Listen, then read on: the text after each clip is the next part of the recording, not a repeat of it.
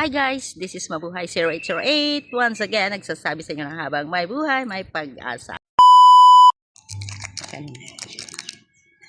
Kaya mo na. Wait sit down ka, sit. Sit down ka Sit down ka, sit. No. Sit down ka na yan Sit down ka dyan Ang ka na gan. Sit down ka, sit. Sit down ka na ko. Sit down na. Imas? Kana manggarod, give me one. May salang. Gina na ako. Give me one. Glenn. Ni, nagkatan. Kana. Give me one na ako. Uy. Ay, imot ka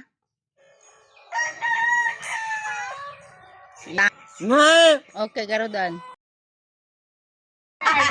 May. Kapay. One. Thank you.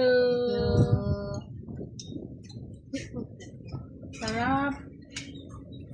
Pasan na dahil tati mga ano. Di may kanita dumahal ka tikat. Namon. Lukol na ka. Salap buhay nila. Kaya. Salap buhay.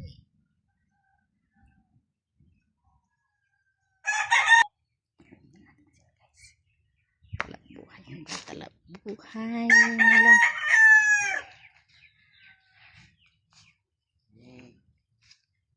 Ay, wow. Sarap buhay. Teman-teman tapos sa Facebook ito ang mga Abay tap di Facebook, di YouTube ko. Ay, glandang. Dakan be. Ne, butaw sapit sapin mo anak ko. Ay, no. Kala ko butaw. Ledanan. Tatakal pa sa kaniglan ng sika. Ang mga paa nila. Yaking ang paa.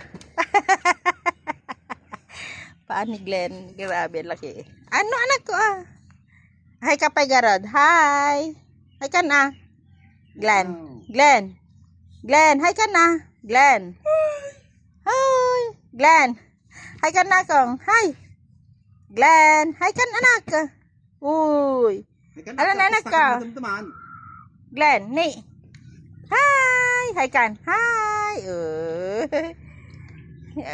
Hi ka Ni. Hi kan yung majamang da ay amang nagaya. Dagi manok na itinulamin to ni bigat. Di saka nakita nyo guys.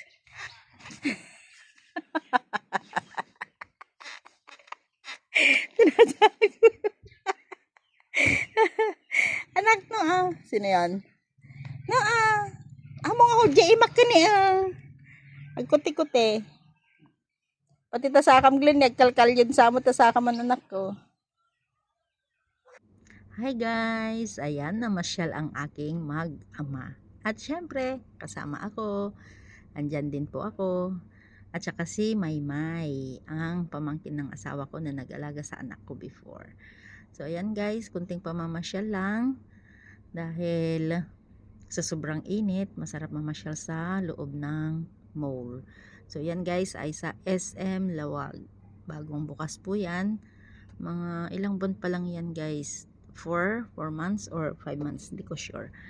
So ayan guys. First time ding pumunta dyan yung asawa ko. Pero si Maymay nakailan na. So siya ang aming tour guide. Hindi namin alam kung saan. So ayan guys. So lakad-lakad lang kami dyan guys. Hanggang napagod. Naupo kami. Ayan. Nagpicture-picture. So ayan. Naghahanap kami yan guys ng kainan. Sa kainan guys, yan hanap namin. Sa sobrang pagod namin guys na gutom. So, kumain na kami sa Jollibee. Nakita ko si Jollibee. Ayan, si Jollibee na lang. Kaya pumasok kami sa Jollibee, doon kami kumain. So, yan guys, pansin ninyo guys. Naka isang escalator na panikpanaog lang po kami dyan. Dahil Yan po ang isang gustong-gusto ng anak ko. Pag pumupunta ka sila sa mall, yung escalator guys, ayan, panik-panaog sila, panik-panaog. So, itong SM ay bali tatlong palapag po yan. Not like sa Robinson na isa lang. So, pag panik nila, baba agad. Ito, tatlong panikan. Ay, ano ba? Dalawang panikan. So, ayan guys, enjoy na enjoy yung anak ko sa pagsasakay ng escalator. So, ayan guys. Maraming salamat sa inyong panonood guys. Ayan si Maymay, kasama namin. So, nahanap namin yung food court dyan guys. Hinahanap namin kanina, hindi namin mahanap. So, ayan pala yung food court guys. Ang sisi namin dahil nahanap namin ang food court pero busog na kami. So, ayan guys. Sa masamang palad, hindi kami nakakain dyan. So, sabi ko, next time na lang ulit sila pupunta. Doon na sila kakain. At alam na nila kung nasaan guys. Kasi pag namamasyal sila guys, madalian. Dahil yung anak ko guys ay alam nyo naman, special, so hindi siya pwedeng magtagal diyan guys, dahil need niyang magpahinga, need niyang matulog, so pasyal-pasyal lang sila, lakad-lakad, kakain, ayan. Pag nakapanik-panaog na sa escalator ng ilang beses, nauupo na yan guys. Tapos pauwi na sila, gustong-gusto niya rin guys ng mag-rides. Yung sasakay sa bus, gustong-gusto niya yun guys. So lahat ng gusto niya na gustong-gusto niya guys, inano namin para hindi siya mag-tantrums. So ganyan lang guys, konting tiyaga at mahabang pasensya guys sa aking na 5 weeks ko sa Pilipinas guys. At glory to God, as in na nagbago naman siya konti. Wala na siya yung totally na hyper na nananakit siya guys. So kaya glory to God, kailangan lang talaga ng guidance, pag-aalaga, matyaga at mahabang pasensya guys. So ayan, at thankful naman po ako dahil ang asawa ko ay matyaga at saka pasensyoso, pero minsan hindi mo maiwasan, pagod na pagod din siya guys, kasi sa bukid siya nagtatrabaho. Pagdating niya guys, yung anak ko nagtatantrums, minsan gutom na kasi pinupunta niya dun sa kabila kay ate niya Maymay. Si ate niya Maymay naman, limited lang yung binibigay niyang pagkain, kasi nga pag nasobrahan naman at nagtantrums, pinapagalitan siya ng asawa ko. So limited lang siya guys. Kaya pag dumarating na yung asawa ko, doon na nagluluto, na siya, prepare ng lunch nila or whatever, papakainin niya na yung anak niya, magkakamdam na siya guys. So yan guys, sa mga may mga autism na anak, shout out. Kailangan lang natin talaga guys ng mahabang pasensya, at especially guys, ibigay natin yung pagmamahal, yung mararamdaman nila yung pagmamahal, dahil yun ang isang napansin ko. And one thing guys, yung anak ko pag naliligo yan, mayroon akong video naliligo, wala siyang saplot guys. Sa edad na 14, talagang binatang binata na siya guys. Wala siyang saplot, ayaw niyang magsaplot. So pag inilagay namin sa banyo, ayaw naman niya, gusto niya talaga sa poso, kasi naglalaro siya sa poso, naglalaro siya ng tubig, kaya mabagal siyang maligo. Kaya kailangan talaga ng mahabang pasensya. So ayan, tingnan niyo guys yung asawa ko, yung pasensya niya sa anak niya, ganyan na ganyan guys. Talagang very naman yung asawa ko sa kanya. O yan, nakakap-akap pa sila, ang sweet nila guys. Kaya minsan sabi ko nga masarap na umuwi, pero ang hirap po dahil una sa financial. Kasi kung hindi ka stable, wala ka namang hanap buhay sa Pilipinas, wala kang mapagkukuhanan, so mahirap guys. Araw-araw tayong kumakain, araw-araw may kailangan, lalo na ganito yung anak ko. So kailangan pa munang magtiis po ako sa Hong Kong para makapag-ipon-ipon konti. Ayan guys, at saka kita nyo naman guys, papakita ko yung bahay namin, kung anong klaseng bahay. Okay na sana kung hindi tumutulo. May tulo tulo na, ganun ba guys? So ayan guys, papakita ko sa inyo guys. So ayan, tingnan niyo guys, sa laruan ng mga bata, ayaw niya ever since ayaw niya talagang pumasok sa mga laruan ng mga bata. Ayaw niya talaga. So, ayan guys. Ganyan ang mga special. Pero depende naman guys sa pagkaano ng bata. Yung anak ko talaga, wala siyang hilig. Ang hilig niya talaga is cellphone. Cellphone, TV, pero wala na kaming TV guys. Dahil nakadalawang basag na siya ng TV. At yung TV namin ang taas-taas na.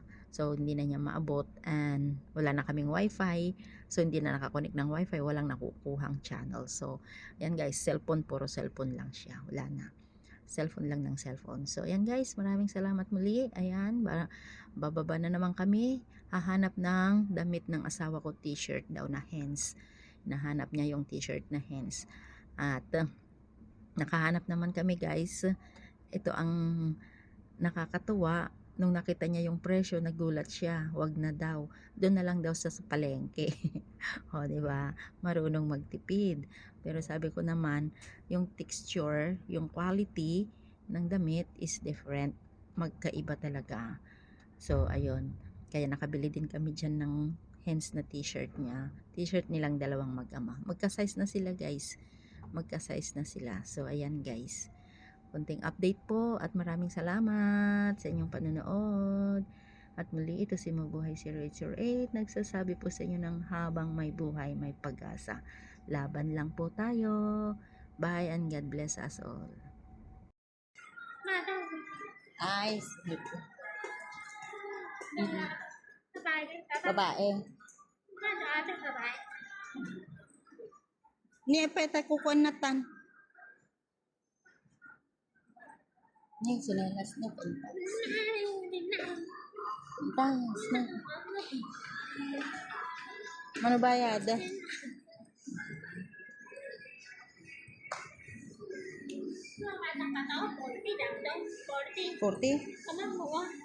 Jay. Wah, tanda ana, maminsan. Maminsan umay kayong tutalo, ijay. Maya.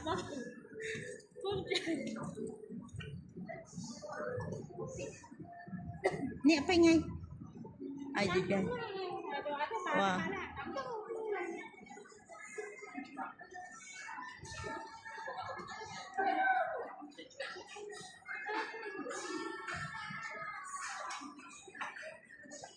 Supermarket. Niti pa ni. Cari buti ni.